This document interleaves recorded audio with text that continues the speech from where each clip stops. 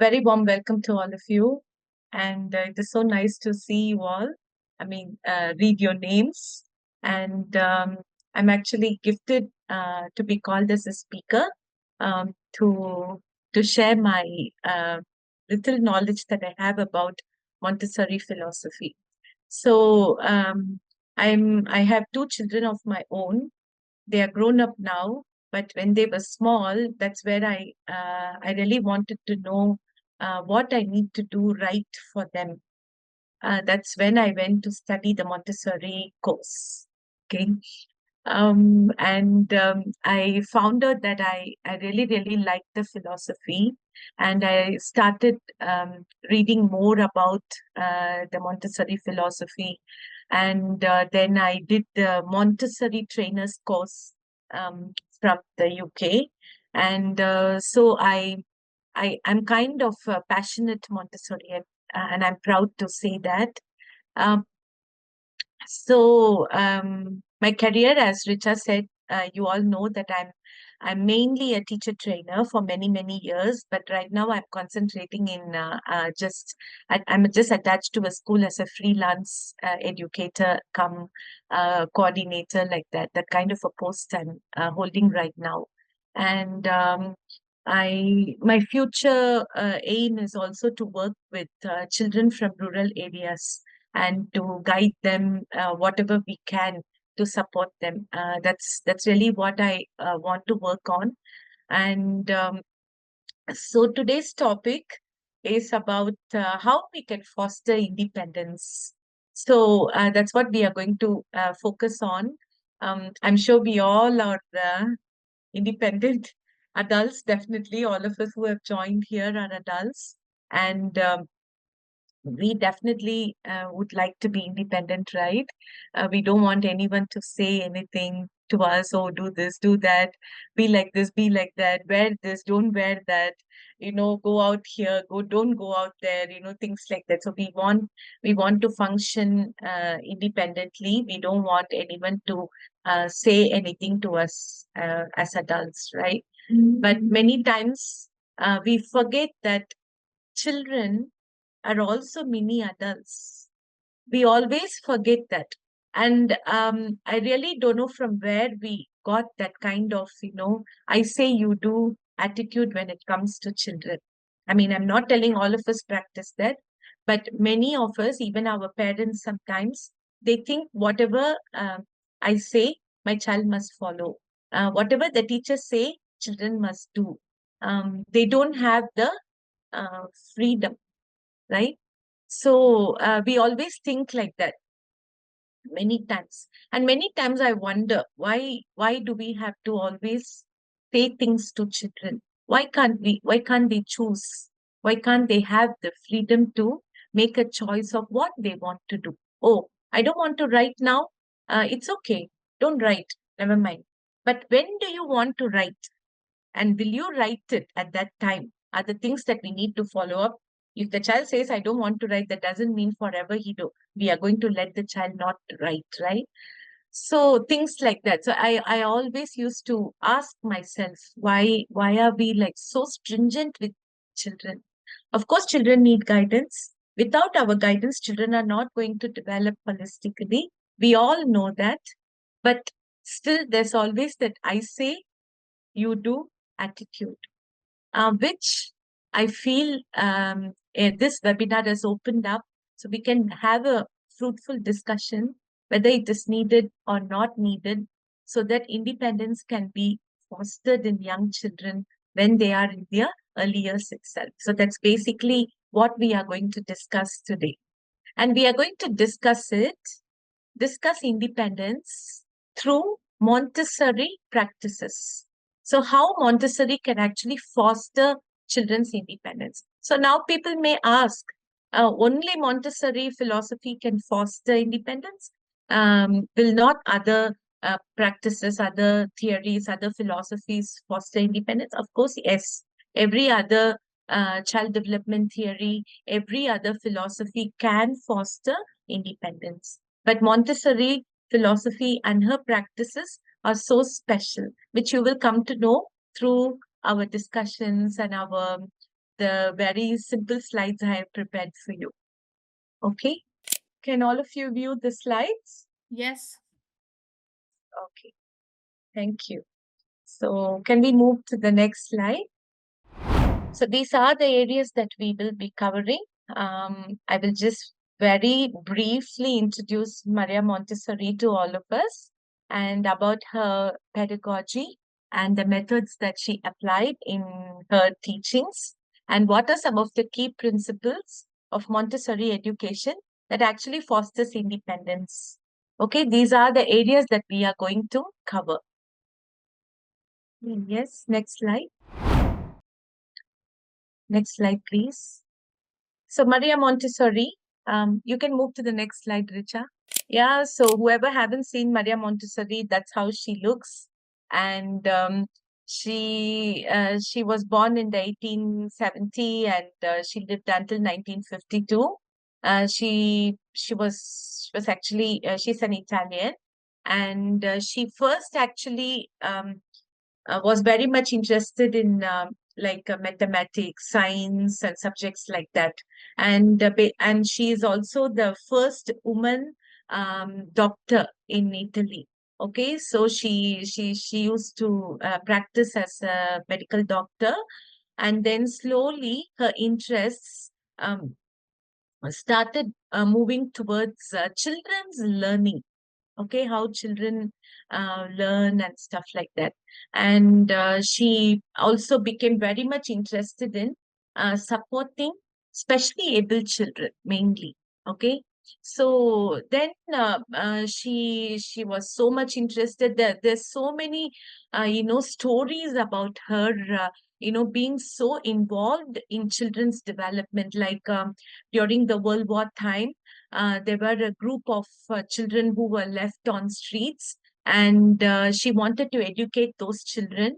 And she wanted actually to teach them grace and courtesy lessons. Okay, so like grooming themselves and how to be courteous and graceful and things like that.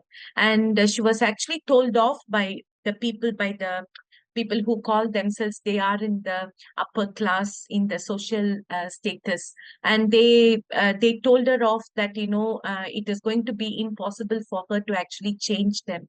But she took that as a challenge, and she did bring in changes in the children, and the children eventually learned grace and how to be graceful and how to be courteous towards the society.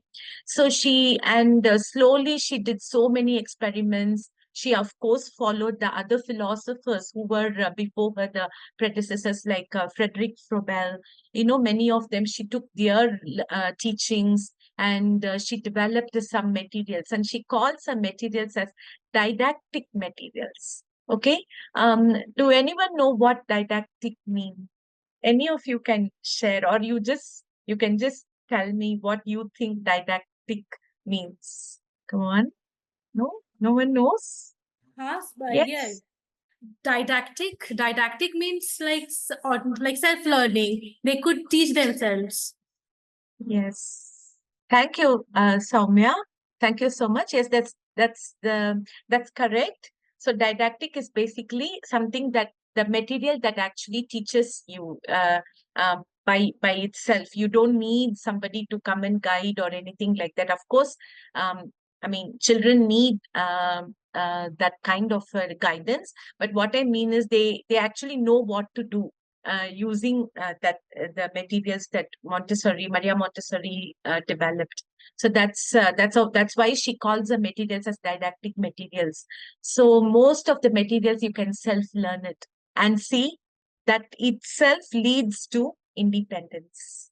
Okay, that itself leads to independence in a normal classroom where we just use notebooks, exercise books, textbooks, or whiteboard. Okay, can you imagine independent learning there? It'll be always guided learning. It'll be always like repeat after me, or listen to me, look at the board, or you copyright, or you do something in the notebook. It's always like that. Even coloring is like a picture is given and you color. Okay, so most of the time the way do things with children. The practices are like this.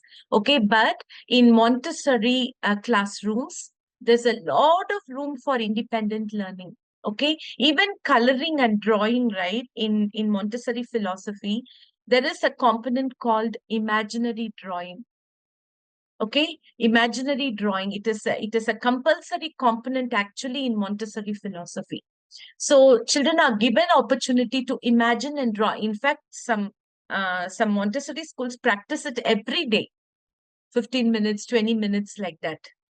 Imagine what you want to draw. You imagine and draw it. Put it on the paper. Okay, that's where the independence comes in. As simple as that. Okay, so Maria Montessori actually explored and she experimented in so many areas like this, and she came up with such beautiful elements in her philosophy, and everything leads to independence. Okay, so do you want to discuss anything, or do you want to share anything at this moment? Any of you? No. Okay, are we good? Okay, let's move to the next slide. Yeah, thank you. So, as I told you, this is the year 1907 is when she had the opportunity to put all her ideas into practice. So she was given a place and she was asked to cater to children from 2 years to 6 years. Okay, and she was provided a neighborhood that is actually very poor in their social status in Rome. It was inhabited by families of mostly illiterate working parents. So that's when she faced the challenge to groom these children, to support them in their learning and in their overall development. And she called the kindergarten as Casa di Bambini. So, and in English, it's called as the children's house. Okay. Do we have children's house in India? Yes. Yes, there Yes. is so many. Wow. Okay. That's wonderful to hear. We do have the children's house in KL also. In Malaysia also we have. It's very popular here.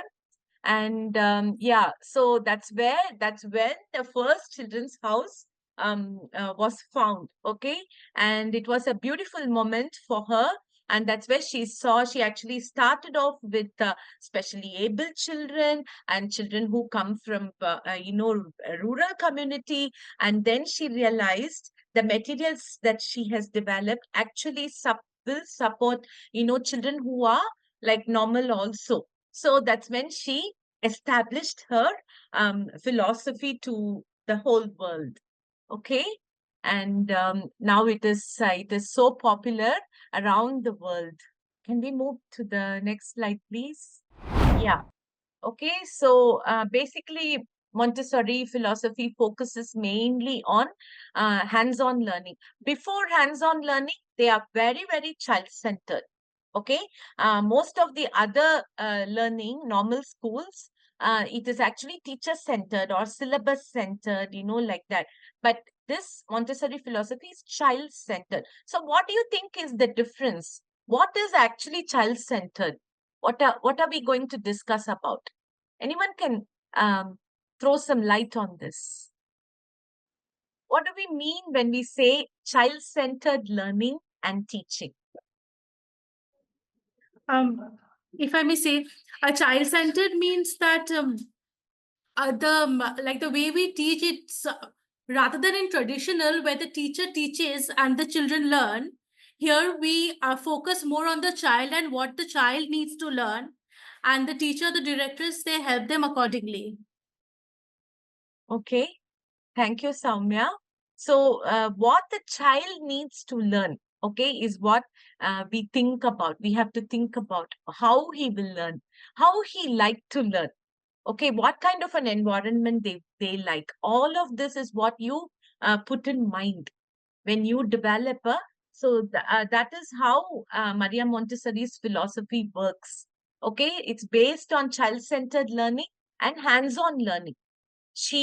I'm sure whoever's studying about Montessori philosophy, you will know what Maria Montessori spoke about hand. Anyone can tell me what she tells about the hand? Anyone? No? Hand, she calls the hand as our intelligent tool, right? And she says hands are directly connected to the brain, right? It's directly connected to the brain. That's why she gave so much importance to hands-on learning. Children must use their hands. Children must use their senses. That's why there's a huge element called sensorial education in Montessori philosophy. Okay, so she gave so much importance for touching, feeling and working with your hands. Every time you see in Montessori school, children will be forever busy with your hands, taking this, pouring this, spooning, taking some beads from the one bowl to another bowl, or pouring water, or take a sponge and squeeze water from one bowl and squeeze it out to another bowl. Okay, so they'll be always doing something with hands. Okay, so and not only those kind of learning, even mathematics, language and literacy, in which we teach them grammar, how to read, and everything. Also, she used hands-on learning. Okay, so and in a way, hands-on learning leads to independent learning. Okay, so that's when it emphasizes independence, freedom within limits, and at the same time, we respect children's natural development. And she gives so much importance to child psychology. What actually the child will think, how actually the child want to do it, how much the child wants to be involved in the learning. The child cannot forever fold hands, sit and, look at the teacher and, just repeat what the teacher says. Do you think a child want to do that? They will do. We ask them to do, they will do, because children, naturally, they are obedient people. They will do it. Okay. But do you think really that's what they want to do? They actually want to be involved in the learning. They want to be part of the learning and teaching. Okay, because I told you right in the beginning itself, children are mini adults. Their brain, right, when they are about 3 years old itself, their brain is developed 95% of an adult's brain. So that much they can actually take in knowledge. That much they know already. Okay, so that is something that we really have to think about. And we have to give importance to the child's actually child psychology. Okay, child's learning, how they learn, what they think, what they want to do, all of that. So all of that, trust me, it leads to independence. And now I actually want all of you to imagine a triangle. Okay, you all know how to draw a triangle, or you can just straight away imagine a triangle. Or if you have pen and paper with you, you can even draw a triangle at the moment. Okay, draw a triangle. Always remember independence, freedom, and discipline. Okay, they always work hand in hand. And Maria Montessori developed such a beautiful curriculum, such a beautiful philosophy that actually imbibes these three elements. And freedom cannot function without responsibility or independence or discipline. Okay, the minute we say the word freedom, some people can freak out. How can we give freedom to young children? They will go haywire. They will not listen to us. They will take all the materials and they will mess up the classroom. This is what you will hear from a conventional teacher, or a teacher who have no idea about how a child develops, what is actually the planes of development for a child, how actually children want to learn, all of that. Whoever don't know, they will definitely not like freedom in their classroom.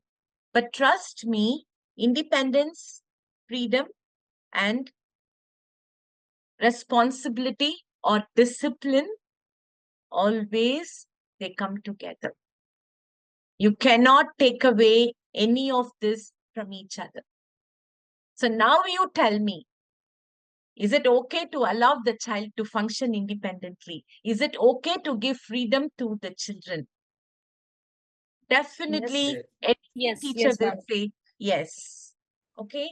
So you have to remember this triangle as a teacher or as a parent. Okay. Because um, definitely we are going to ask ourselves, oh, how can I give freedom? Oh, how can I allow my child to function independently? What's going to happen to my child? The child will go here, go there, a toddler. Imagine a toddler giving independence to a toddler. He will go hide himself somewhere.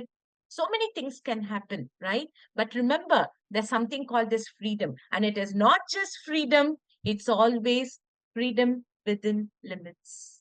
Okay? In Montessori philosophy, freedom always comes within limits. It is just so beautiful. You can speak loudly, but there is a limit to it. That means you can be audible, but you cannot scream. Things like that. As simple as that. Okay. So that is so beautiful, Montessori philosophy. So you will come to know when we talk about her practices and what are the pedagogy she uses and things like that. And do you want to share anything at this moment? Any of you? No, ma'am. Okay. All of you can view the slide. Yes. Yes, ma'am. Yes. Okay. So at this point, I want all of us to read this quote. Okay. No one can be free unless he is independent. Therefore, the child's first active manifestations of individual freedom must be guided in such a way that through such activity, the child may be able to arrive at independence. So, this quote actually indirectly answers Sudeshna's question. Okay, what kind of hands on activities she asked, right? So, you see, no one can be free. There is no freedom unless the person is given independence, right?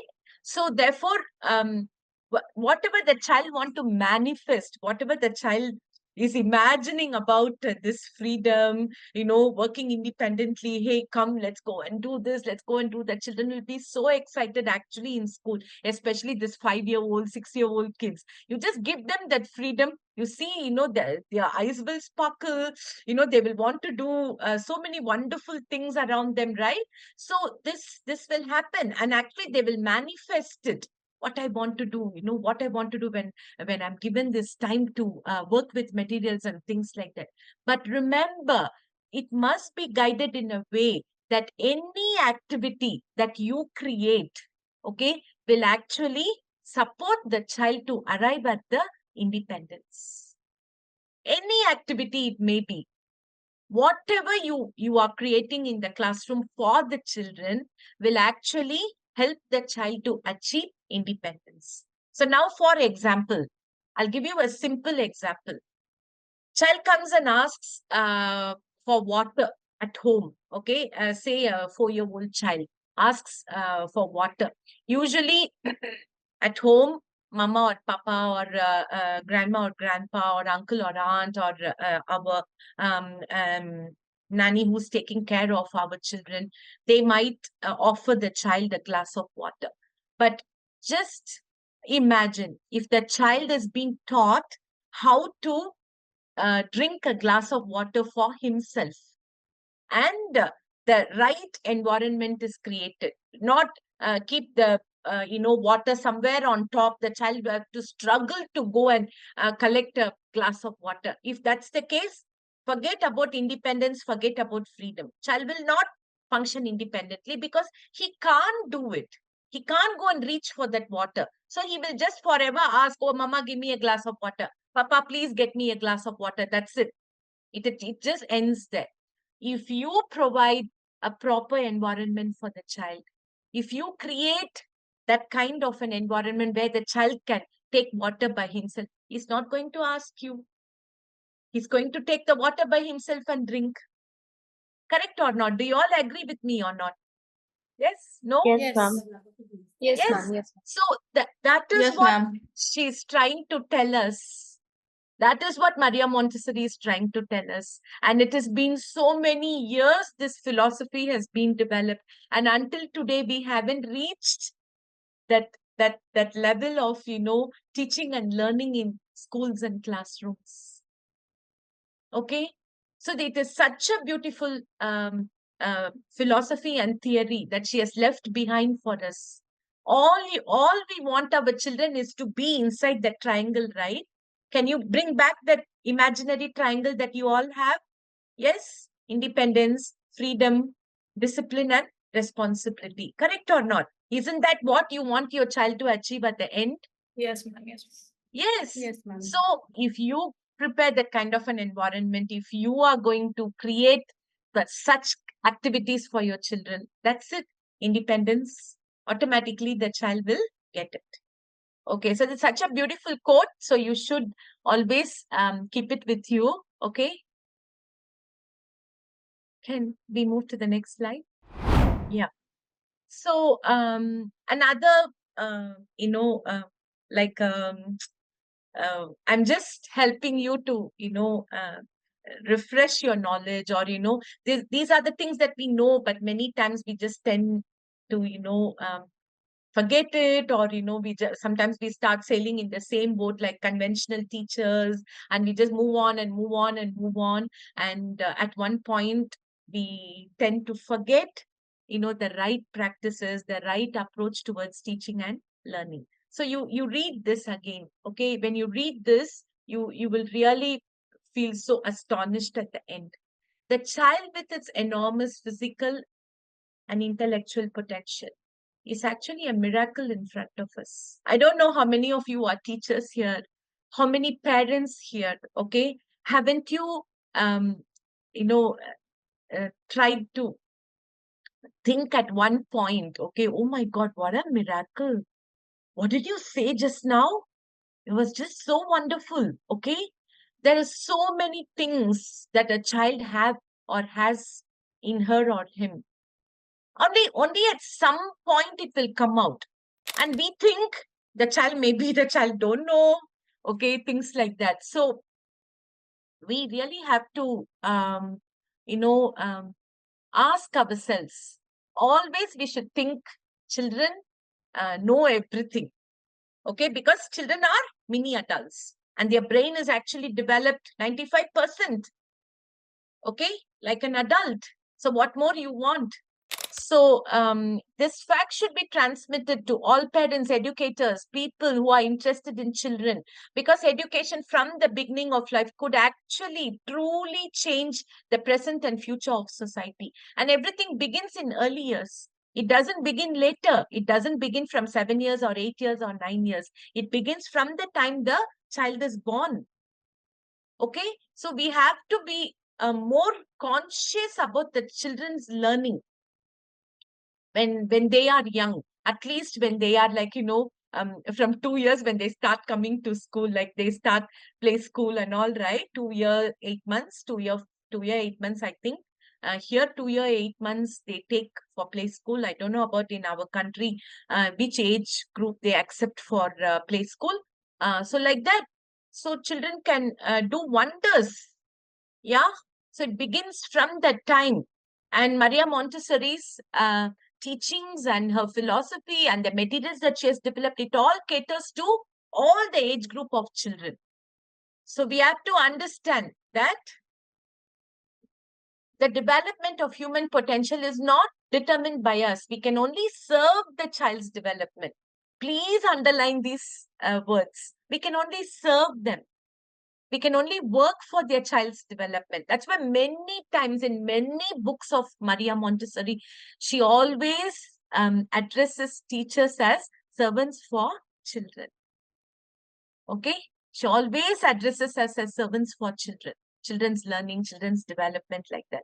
Because it takes place in a space in which there are laws that govern the functioning of each human being, and each development has to be in harmony with the whole world around us and with the whole universe. Okay, so remember, development does not just happen within the four walls of the classroom. It happens everywhere. So I'm sure the Montessorians here know the cosmic plan, right?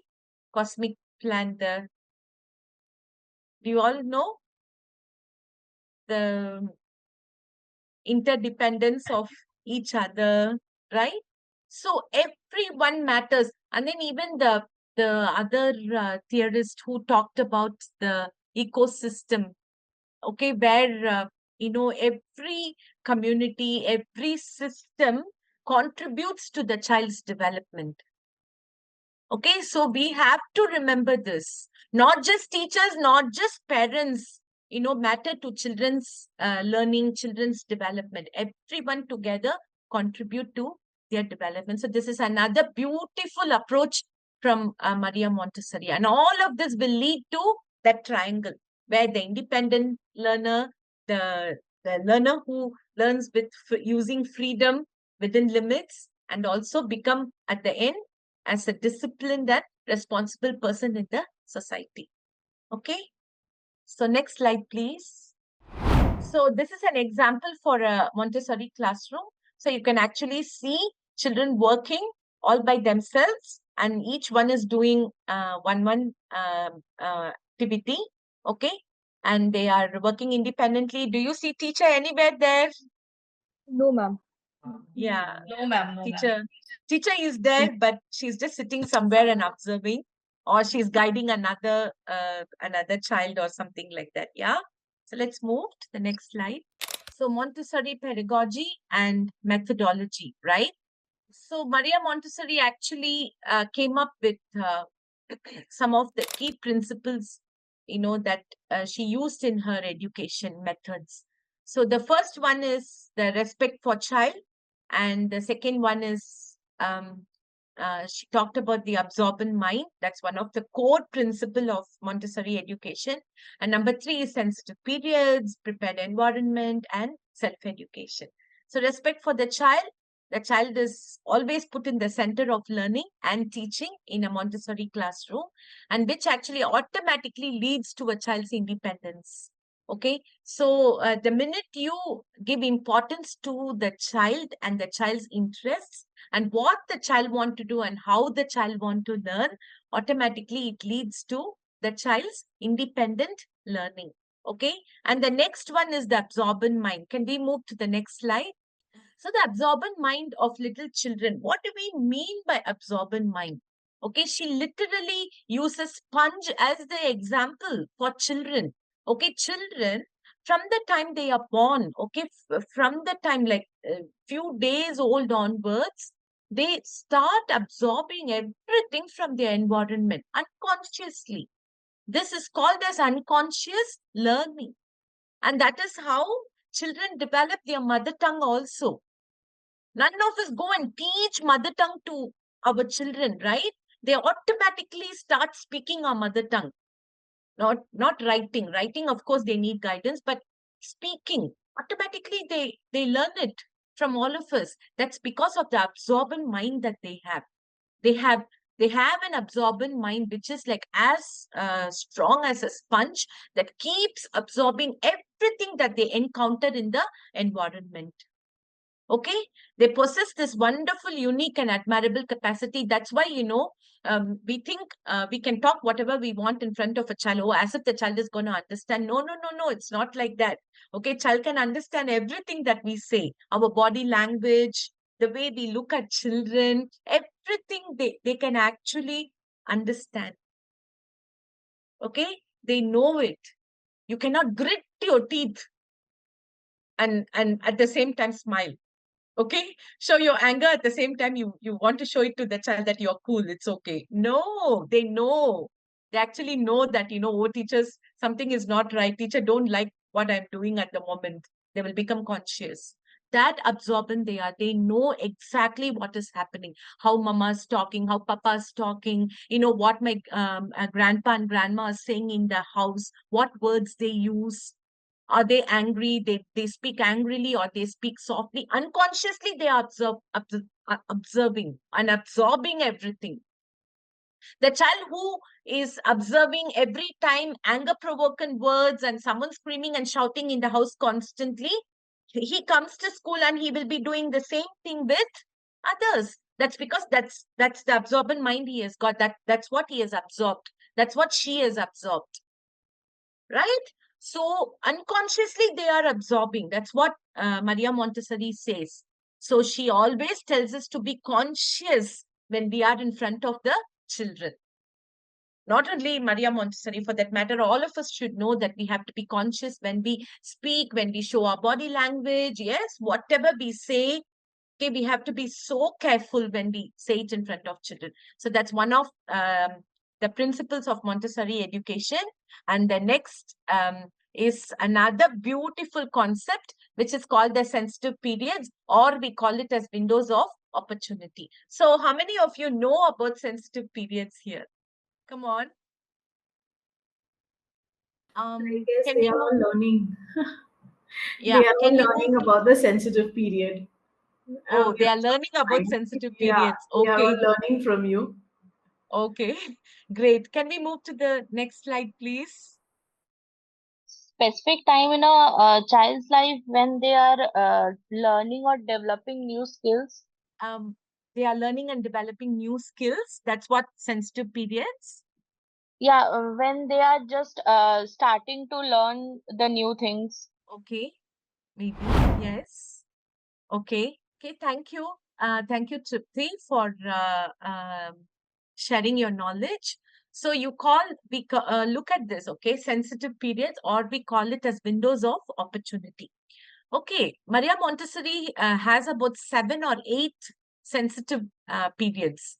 Okay, 8 different types, like for example, sensitive to light, sensitive to small objects, sensitive to running, sensitive to touch.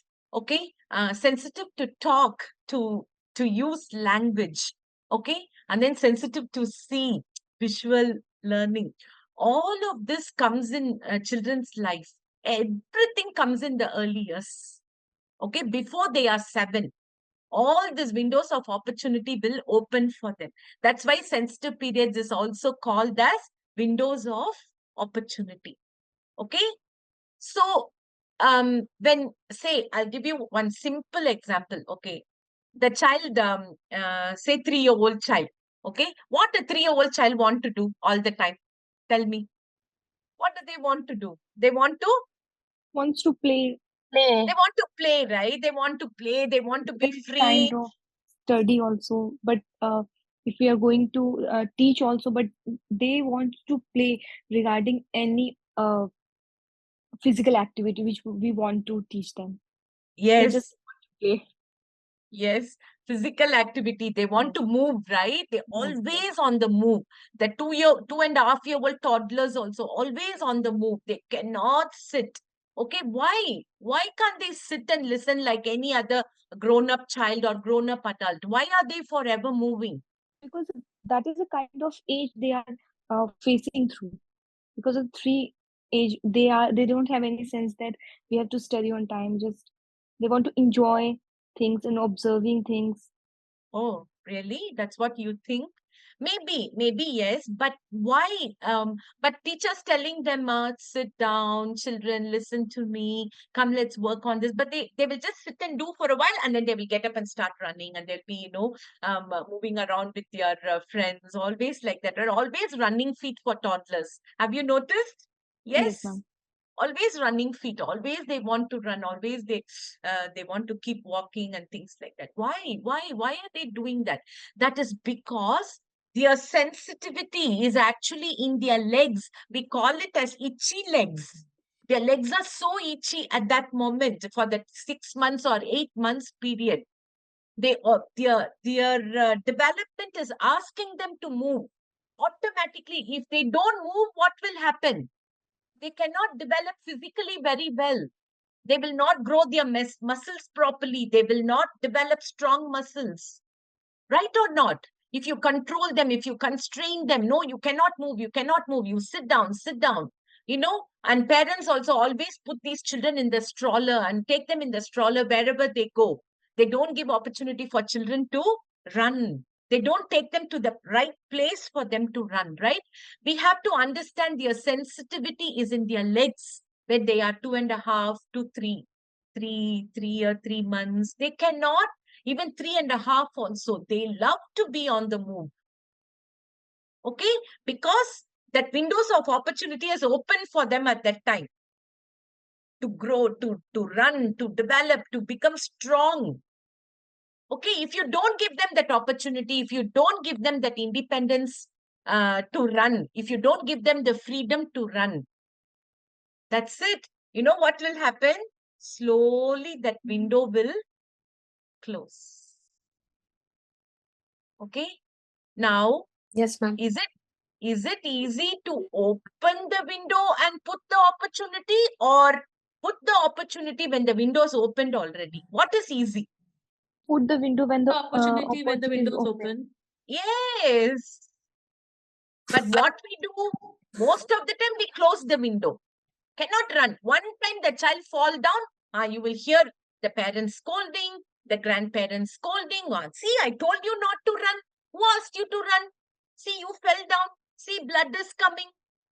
Right or not?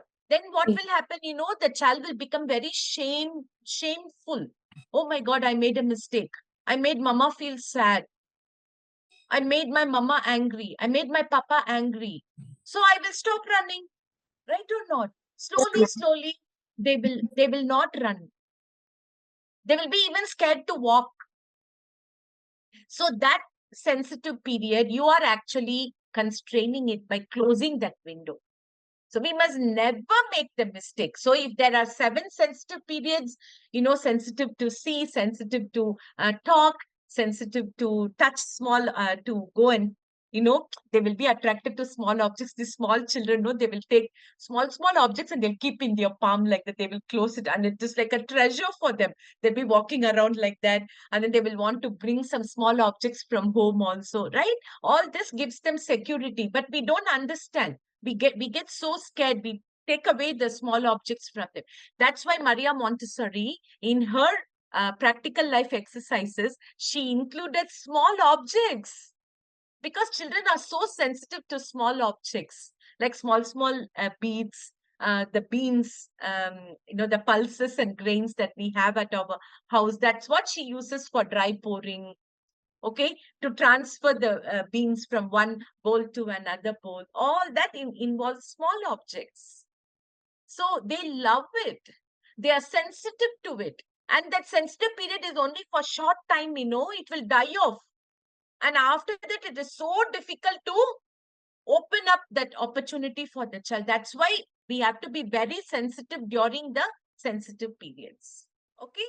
So it is so beautiful. I'm sure you will learn it in detail, all the 7 different periods, and it is just lovely to come through.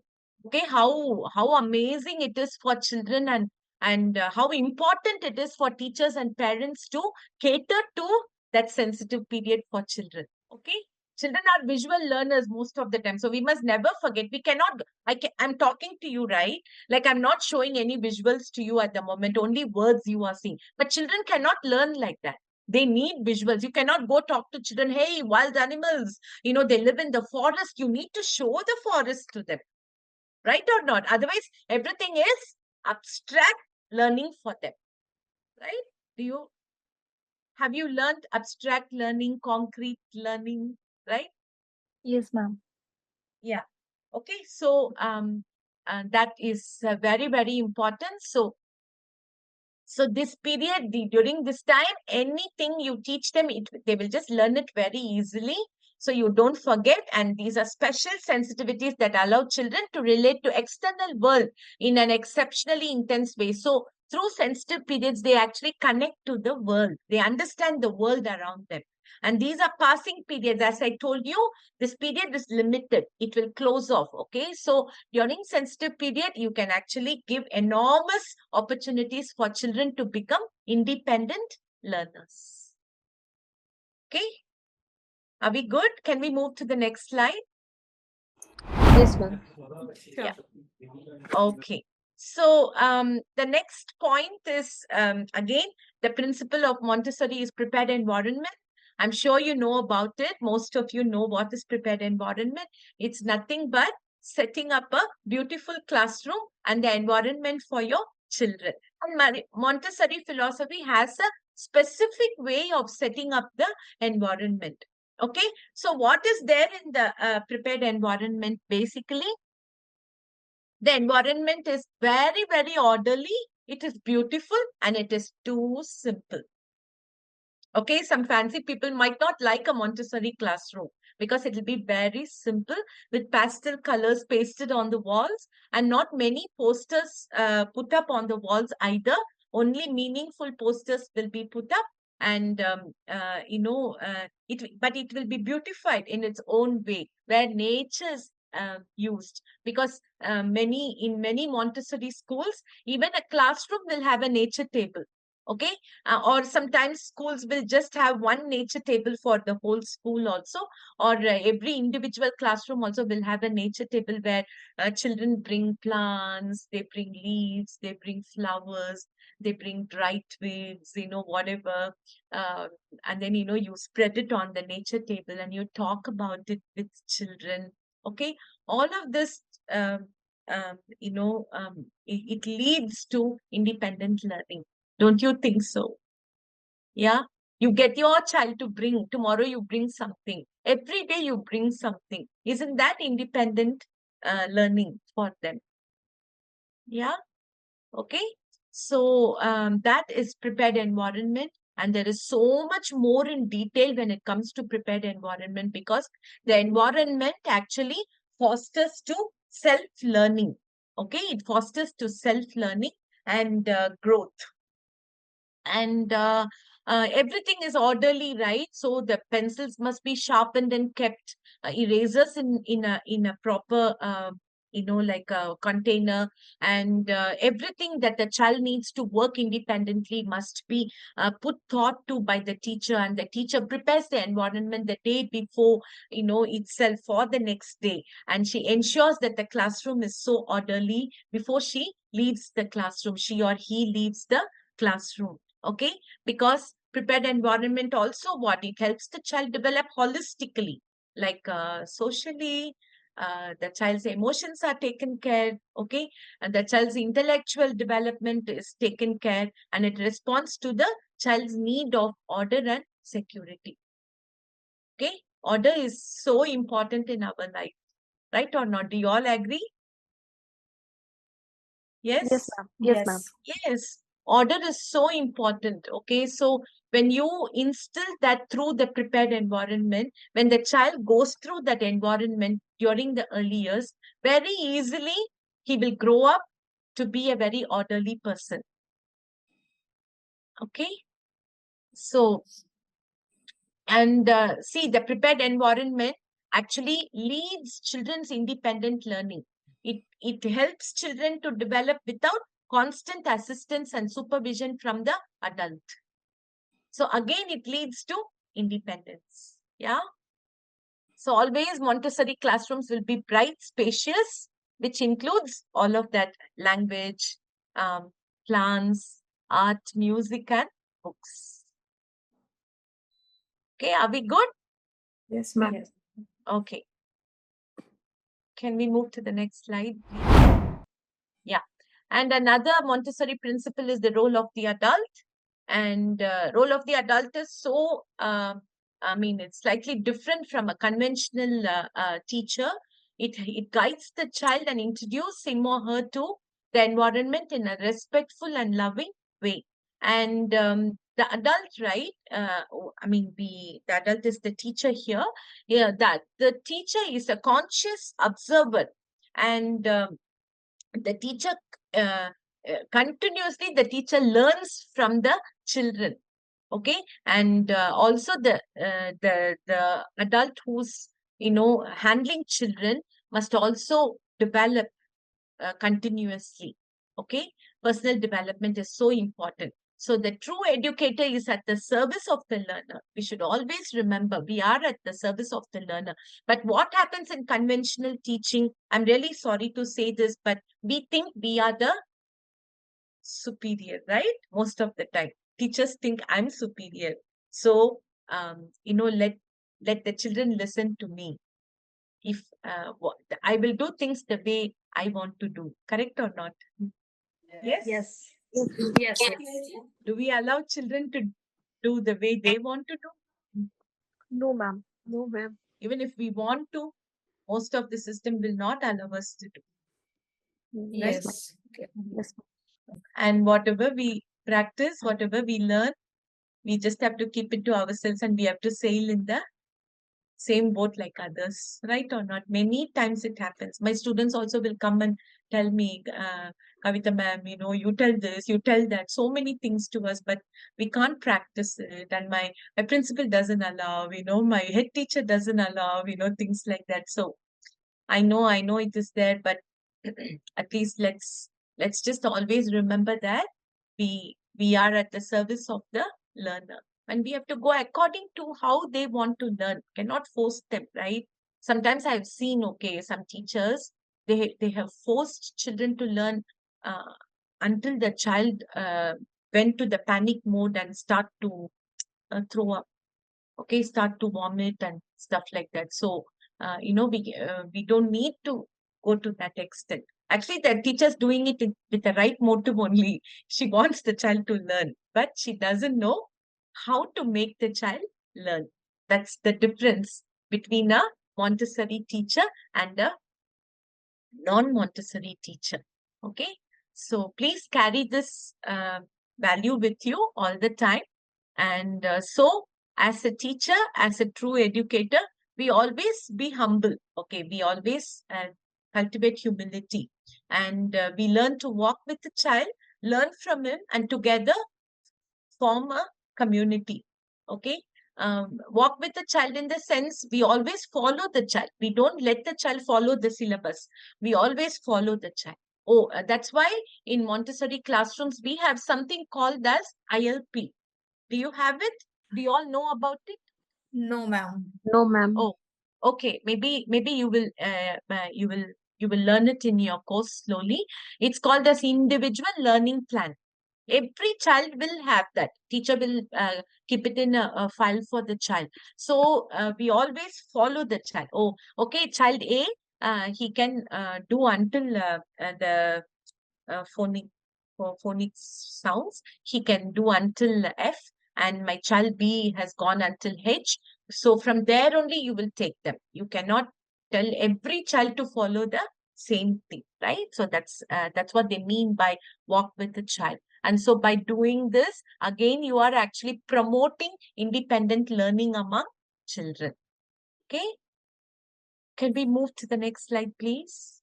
Okay, so independence is so important in early childhood. So why actually we are talking about this topic today? Why are we discussing independence today? Because independence leads to it self-confidence and also self-reliant. Okay, when the child grows up into an adult, he will not be dependent on people to do things. He will know what to do. That is called a self-reliant, right? And being an independent learner, it also encourages problem solving. Okay, how to solve the problem? I spill water, so what do I do? Oh, there will be the control of error kept in the Montessori tray, the material thing, sponge or something. I spill water, I know what to do. I can wipe it off, or I can put the sponge to absorb the water. Okay, that's it. I can solve the problem by myself. I don't need to panic. I don't need to go and tell the teacher. Teacher don't need to come and ask me why I spilled water and things like that. It starts from such a simple task. Okay, so that is what matters. Okay, develop a sense of responsibility and discipline also. So now you may ask me, how can being independent will develop responsibility? What kind of responsibility they will achieve? What kind of discipline they will achieve? So as I told you, these three things come together. So the child is allowed to work independently, provided with freedom within limits, but the child cannot do whatever they want, cannot go and learn whatever they want. There is guidance that is coming from the adult there. the adult introduces a material, unless and until the material is familiar with the child cannot work with the material. Okay, even though the child is given independent, he can choose a material and can bring it to the teacher. Teacher, I want to work with this material. Yes, come, I will teach you how to work with it. Okay, and then the teacher will reinforce the work cycle, right? Remember, you took it from this shelf. Please remember to put it back. That is where that freedom within limits comes. And that is where the child develops discipline. Okay, and being responsible. And it also helps prepare children for real world challenges. Okay, all this leads the child to become a better adult. Okay, yeah, being a responsible civic citizen. Yes. Okay, so you can see the images of children working independently. They are tying their shoes. Okay, one is helping the adult to prepare the snack. Okay, so move to the next slide, please. Yes. Okay, so these are the practices that promote independence, practical life activities. Okay, where children are taught to pour water, sweep the classroom. Okay, learn to dress themselves, like using the dressing frames and things like that, by keeping the children in the prepared environment. Okay, where child-size furnitures, child-size toilets, okay, everything, and easily accessible materials for them. And freedom is given, but freedom comes within limits. Children are given their workspace where they are supposed to work within the space provided. Okay, all of that, role of a teacher. Okay, teacher is a guide rather than just an instructor, and the teacher observes and support without interfering, right? So all of this matters when it comes to children becoming independent learners. Okay, can we move to the next slide, please? Yeah, so that's some of the practical life activities. It focuses on daily life skills. Okay, every child who enters a Montessori school first exposed to the practical life activities, right? So whatever the child sees in their environment, the same thing they will see in the practical life shelves also. Like and according to different culture, it will vary. And like glasses, bowls, spoons that we use, okay, normally whatever we use at home, the pulses that we use at home, okay, these are the things that we will use in our practical life activities. And they also teach us care of self, others, and the environment. And can we move to the next slide, please? Yes, these are some of the images for you to see what the children can do independently themselves. Okay, next slide. Okay, so the prepared environment we already discussed.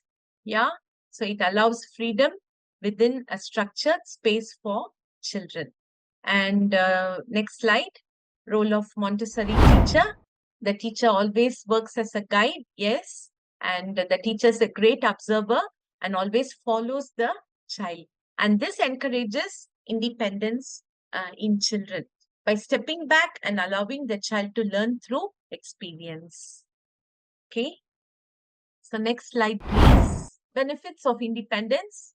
There are long-term benefits because it develops self-discipline and helps them to focus, enhances social skills, cooperate and work with others, leads to lifelong love of learning. Okay, so these are the long-term benefits of independence when it comes to Montessori education. Next slide. Yes. So we have come to the end. So, based on today's topic, we have to actually nurture independence for a brighter future, right? And Montessori practices, they actually provide a strong foundation for independence. Children learn to trust their abilities and gain confidence, and these skills contribute to their success in school and beyond. So we must never forget, only when they are given independence to work with materials, they learn to trust themselves. Otherwise, they always develop that sense of insecurity of learning. That's when we become too dependent on adults to learn. When we grow up, we want to go for tuitions. right? Because we always doubt ourselves. Hey, whether I can do it or not, I can do it or not, right? That's because we are never given an opportunity to explore things independently ourselves and achieve the right thing that we need to achieve. Every Montessori classroom will ensure that the child masters every activity. Without mastering one activity, they will not be given an opportunity to move to the next. So you see, we cannot say that Montessori classroom only gives freedom. Hey, children can do whatever they want. No, they actually focus in children's development, in their progress of learning. Okay, and it's just the way it is done. It's slightly different from the conventional learning. Are we good? Yes, can we? Yes, yeah. So thanks a lot for for me to share uh, whatever I I know. Thank you so much.